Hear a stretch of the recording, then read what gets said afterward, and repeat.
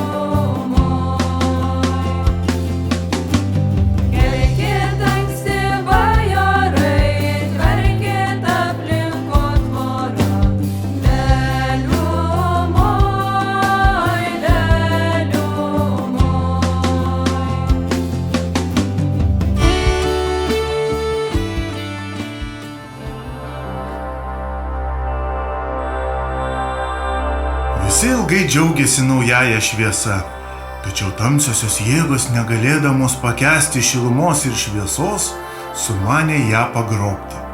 Vidurvasarį, kai saulė švietė ryškiausiai, jos slapčia išnešė saulę, uždarydamos ją aukštame, šiurpiai tyliame bokšte, apsuptame juodžiausių debesų, ir saulė vis mažiau ir mažiau prasiskverbdavo į žemę.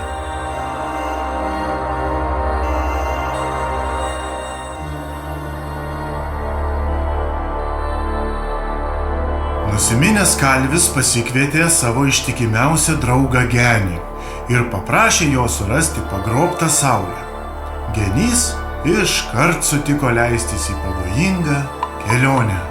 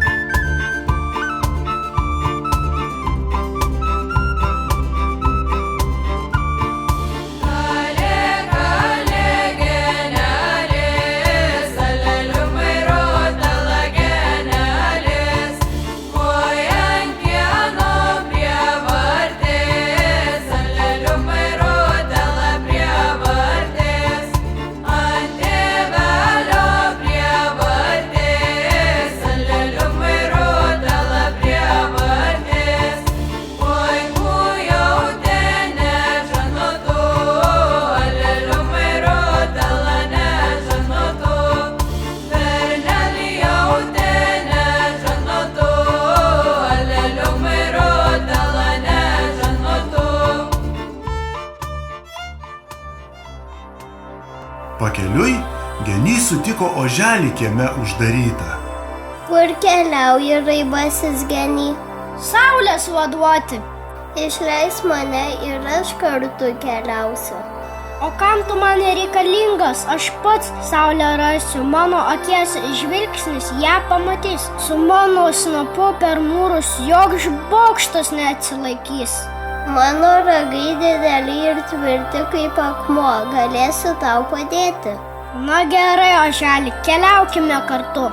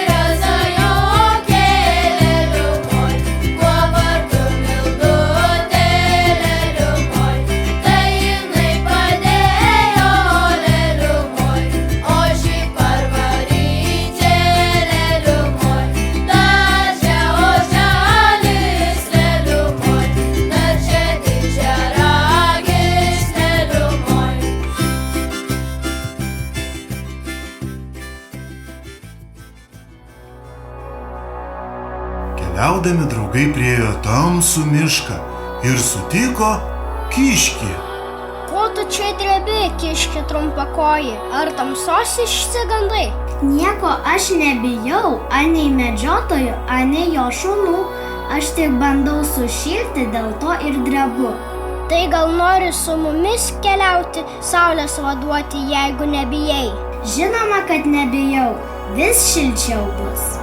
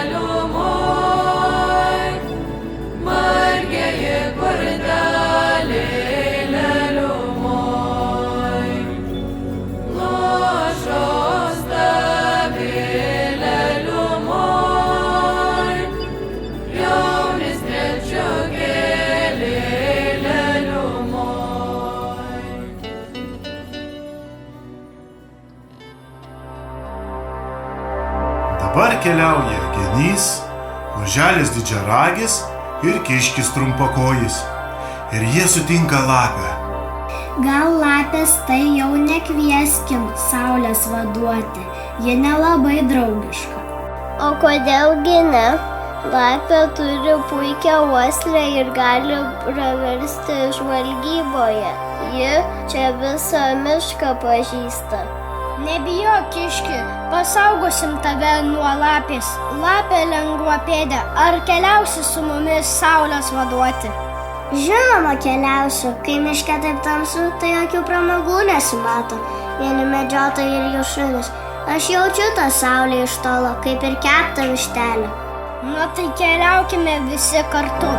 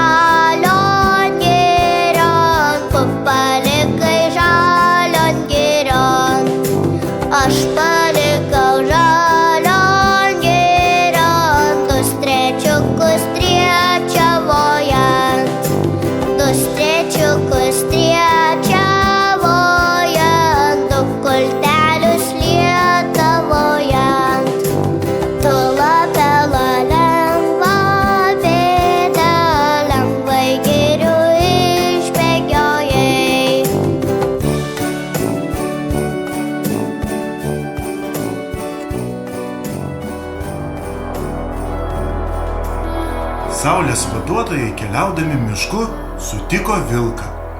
Jo akys žibėjo kaip žibintai.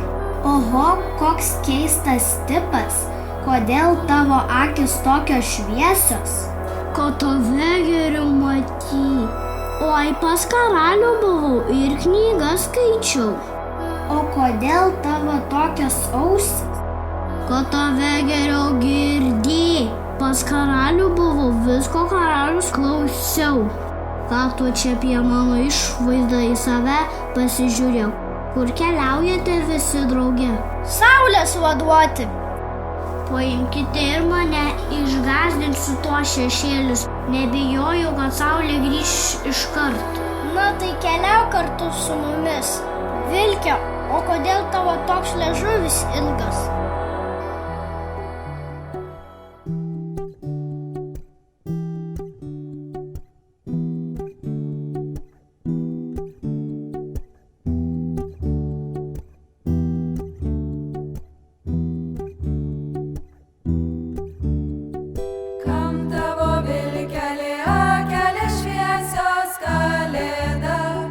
Pas karalių buvau, knygelę šito jau kalėda. Kam tavo vilkelė auselės stačios kalėda? Pas karalių buvau, vis karalius klausiau kalėda. Kam tavo vilkelė liežuvėlis ilgas kalėda? Pas karalių buvau, torilkėlą šluoščiau kalėda. Kam tavo vilkelė uodegėlė ilga kalėda? Pas karalių buvau, pakojėlių šlaviau kalėda. Kam tavo vilkelė kojelės greitos kalėda? Pas karalių buvau, lakštelius nešiojau kalėda.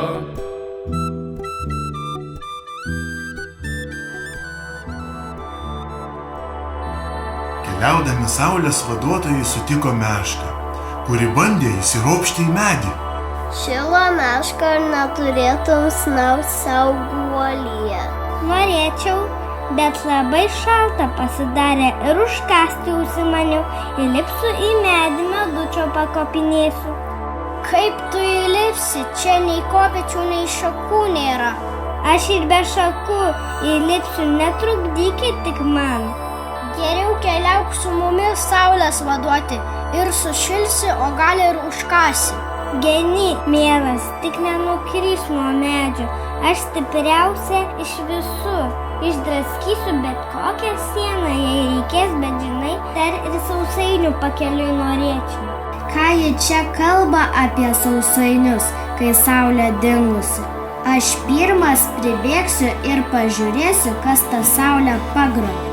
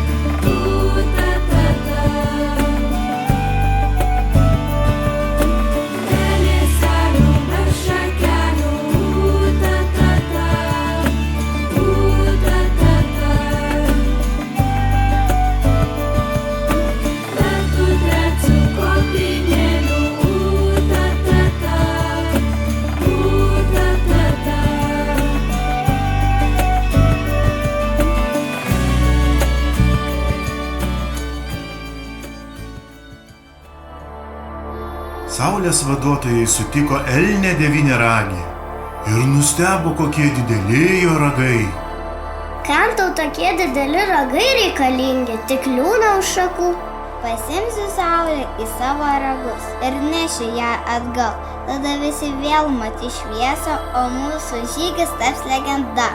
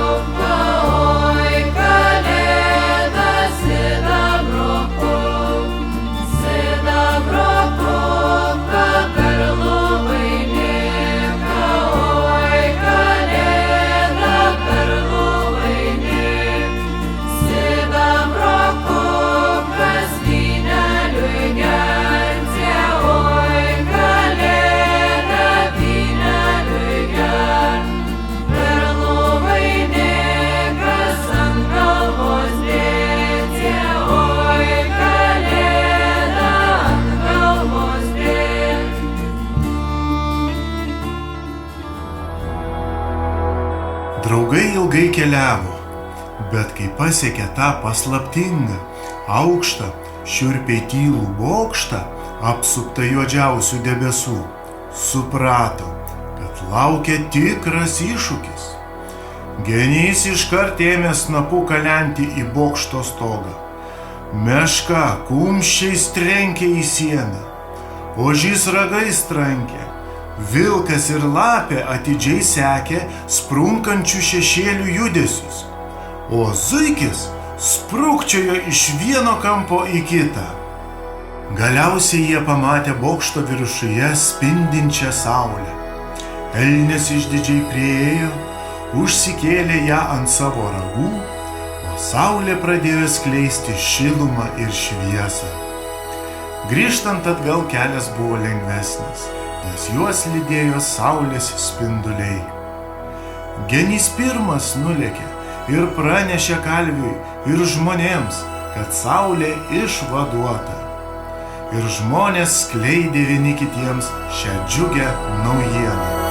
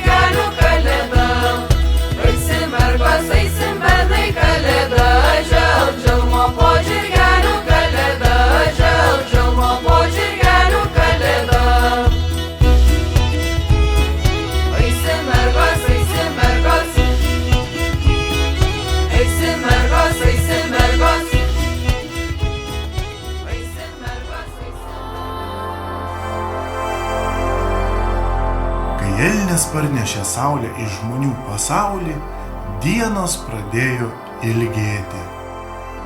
Staiga snaudalė prabudo ir išgirdo, kad atvažiuoja. Kas atvažiuoja? Atvažiuoja kalėdos.